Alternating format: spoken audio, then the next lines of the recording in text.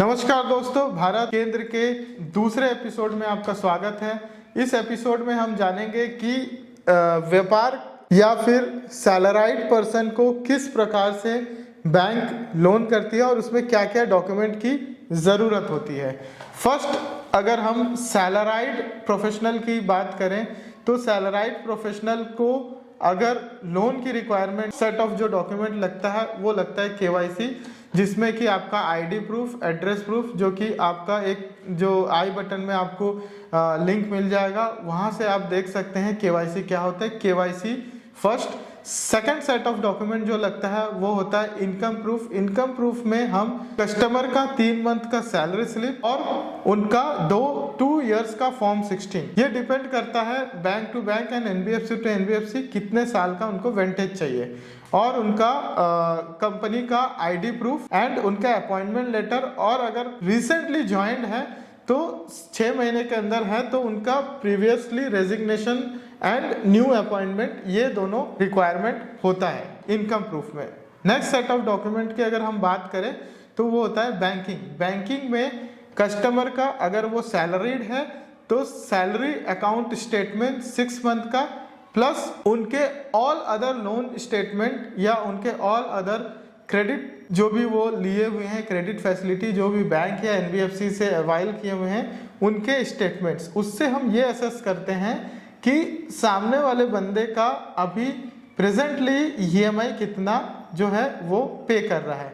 उससे हम fixed obligation to income ratio को डिफाइन करने में हमको लोन स्टेटमेंट्स के जरिए या फिर क्रेडिट कार्ड के स्टेटमेंट्स के जरिए हम एनालाइज कर सकते हैं। तो बैंकिंग में आ गया सैलरीड के केस में salary account statement, all other loan statement, चाहे वो होम लोन हो, चाहे वो पर्सनल लोन हो, चाहे वो क्रेडिट कार्ड हो, सभी टाइप के जो भी उनके स्टेटमेंट हैं उनको आप इसमें ले सकते हो। अब ये तो हो गया आपका जो कि अनसिक्योर्ड अगर कुछ लोन ले रहा है उसमें ये सारी डॉक्यूमेंट लगती है। और अगर आप सिक्योर्ड लोन की बात करें, जैसे कि अगर होम लोन लेना है या कार लोन लेना है या जो भी लेना है तो उसके एडिशनल डॉक्यूमेंट लगते हैं। होम लोन का डॉक्यूमेंटेशन के लिए हम आपको एक और वीडियो बना देंगे जिसमें कि आप देख सकते हैं। और अगर आपको ऐसा लगता है कि ऐसा कोई एरिया है जो कि मिस हो जा रहा है, जिसका इंफॉर्मेशन या जिसका बारे में आप जानना चाहते हैं, तो कमेंट सेक्शन में आप लिखें, हम आपको उसके डॉक्यूमेंटेशन के बारे में भी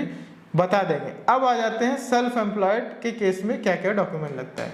सेल्फ एम्प्लॉयड के केस में भी केवाईसी तो लगता ही है। उसके बाद आ जाते हैं, अगर आप सेल्फ एम्प्लॉयड को 3-4 तरीके से लोन होता है। एक तो होता है उनके बैंकिंग हिस्ट्री के बेसिस पे, जिसमें कि मुख्य देखा जाता है average bank balance. Average bank balance में वो बैलेंस कितना मेंटेन कर रहा है और उनके ट्रांजैक्शंस कैसा है, उनका बैंकिंग कैसा है, उसके बेसिस पे दिया जाता है। सेकंड, जीएसटी के बेसिस पे दिया जाता है। थर्ड, इनकम प्रूफ के बेसिस पे, आईटीआर के बेसिस पे दिया जाता है। फोर्थ, ऑडिट प्रोग्राम के बेसिस पे लोन्स या जो भी फाइनेंशियल प्रोडक्ट्स हैं बैंक या एनबीएफसी इसके माध्यम से देता है। तो अब समझेंगे हम उसके सेल्फ एम्प्लॉयड या बिजनेसमैन के क्या क्या डॉक्यूमेंट लगते हैं। First set of document KYC हो गया। सेकंड सेट ऑफ डॉक्यूमेंट उनके बिजनेस का केवाईसी, उनके बिजनेस का प्रूफ। बिजनेस के प्रूफ में आप जीएसटी रजिस्ट्रेशन ले सकते हो, या शॉप एस्टेब्लिशमेंट एक्ट का लाइसेंस ले सकते हो, या सर्टिफिकेट ऑफ इनकॉर्पोरेशन ले सकते हो, प्राइवेट लिमिटेड या लिमिटेड लाइबिलिटी या ओपीसी या लिमिटेड कंपनी के वो पे, ठीक है। ये सारी डॉक्यूमेंट ले सकते हो, या पार्टनरशिप डीड को ले सकते हो।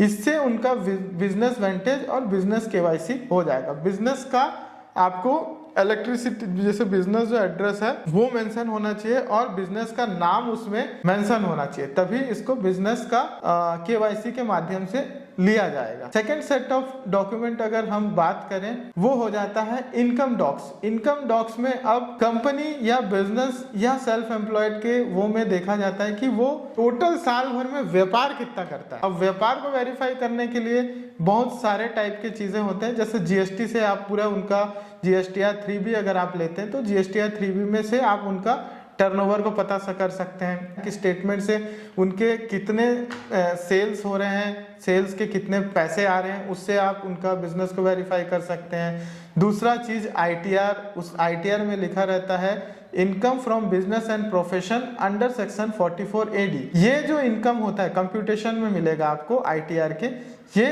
इसको टर्नओवर के माध्यम से हम ले सकते हैं। दूसरा हो गया ऑडिट रिपोर्ट। ऑडिट रिपोर्ट में जो टर्नओवर लिखा रहता है क्लियरली, वहां से आप ले सकते हैं। तो ये तो हो गया आपका डॉक्यूमेंट्स वाला पार्ट, जिससे कि इनकम को देख सकते हैं। अब इनकम डॉक्यूमेंट में अगर ऑडिटेड फर्म है तो 2 साल का ऑडिट रिपोर्ट, और अगर ITR प्रोग्राम में जाना चाहता है तो 2 साल का ITR, और अगर GST प्रोग्राम में जाना चाहता है तो 1 साल का GST या 3B रिटर्न की कॉपी लगती है। ठीक है, अब आ जाते हैं उनके बिजनेस बैंकिंग के ऊपर। बिजनेस बैंकिंग में आता है करेंट अकाउंट स्टेटमेंट 1 साल का, आपका CC account statement, credit limit अगर कहीं से लिए हैं, या OD लिमिट कहीं से लिए हैं, या बैंक गारंटी वगैरह लिए हुए हैं तो उसके स्टेटमेंट्स भी देने होते हैं। और ऑल अदर लोन स्टेटमेंट, जैसे कोई अगर टर्म लोन लिए हो, कोई मुद्रा लोन चल रहा होगा, कोई भी लोन्स चल रहा है, उन सारे लोन्स के आपको 1 साल के स्टेटमेंट लेने हैं। इतने मोटा मोटी डॉक्यूमेंट आपको सेल्फ एम्प्लॉयड और बिजनेस के केस में डॉक्यूमेंट्स लगता है। और मैं इसका एक आपको लिस्ट और आपको एक वर्ड फाइल भी आपको इस लिंक में शेयर कर दूंगा, जिससे कि आपको डॉक्यूमेंटेशन करने में, सैलरीड केस हो या बिजनेस केस हो, आपको डॉक्यूमेंटेशन करने में इजी होगा। अब हम ऐसे ही इंटरेस्टिंग जानकारी के लिए, ऐसे ही एजुकेशनल, जिससे कि आपको अपने भारत केंद्र को चलाने के लिए आपको अगर कुछ ऐसा लगता है जो कि आपको जरूरी इंफॉर्मेशन है, वो आप कमेंट करें, हम आपको उसके बारे में एक वीडियो बना के डालने की कोशिश करेंगे। ऐसे इंटरेस्टिंग वीडियो के लिए सब्सक्राइब करें हमारे चैनल को।